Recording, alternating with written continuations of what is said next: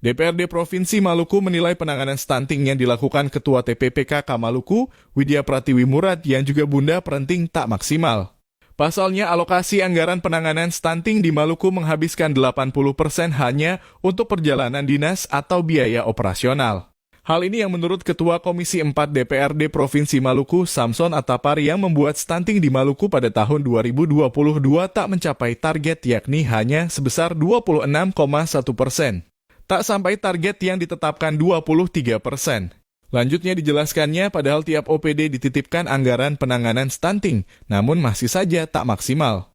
Misalnya Dinas Kesehatan Maluku yang merupakan ujung tombak penanganan stunting malah anggaran tak digunakan untuk lokus namun habis untuk operasional.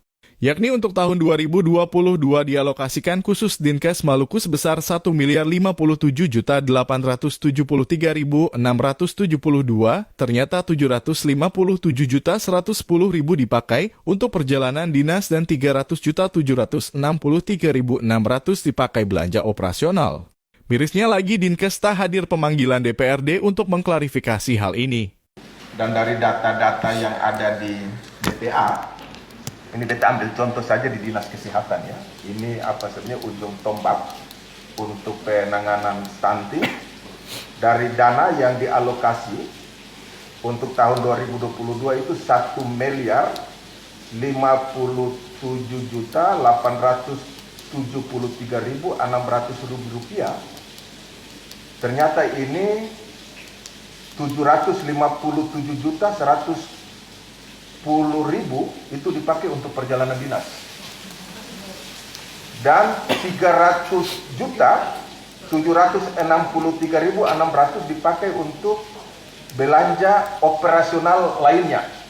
Jadi untuk belanja penanganan lokus atau kasus stunting itu 0 rupiah. Ini yang memang anomali ya.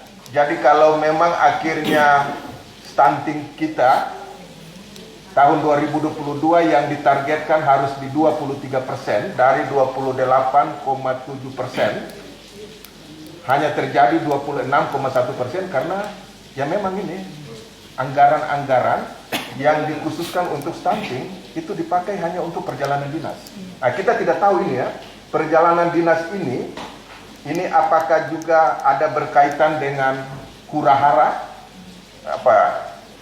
bawa-bawa OPD banyak-banyak untuk rapat-rapat koordinasi dan sebagainya. Ini kita belum bisa menggali karena ini kita harus konfirmasi pada saat rapat ini, tetapi karena tidak ada yang datang, jadi memang ini agak miris ya. Tetapi memang fakta itu dari DPA, malah di Dinas Kesehatan itu 100% dipakai operasional.